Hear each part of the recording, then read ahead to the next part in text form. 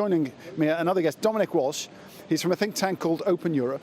Dominic, what is it that you think the EU has it in their pocket to offer Theresa May today?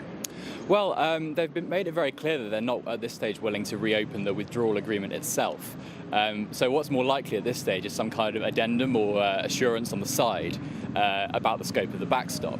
It's a common misconception that so just because it's not in the withdrawal agreement does not mean it's not legally binding. If the European Council took a decision to come to some kind of declaration about the backstop, that would itself have legal force, but it wouldn't be able to contradict what's already in the withdrawal agreement, and that means that the ability of such a declaration to win over some of the Brexiteers here is quite limited. And the terminology that we're seeing in a draft statement that's been issued before they've even met, but it's going to form the basis, is that they're going to expand on what was previously just the words best endeavours, and they're going to say things like the backstop would only be in place for a short period, only so long as is strictly necessary.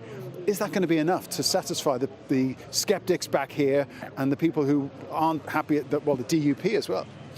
I think it may well not be enough to win over all of them. It may shift the dial a little bit. I think one of the important changes that could be made is that currently, as it stands, the withdrawal agreement has one of these best endeavours clauses about negotiating a future relationship that will replace the backstop. But that currently only refers to the transition period. So there's a commitment on the EU to negotiate a future relationship during the transition, but there's no commitment at the moment that if the UK falls into the backstop, that the EU will then carry on negotiating. And that raises fears that the backstop could be a trap.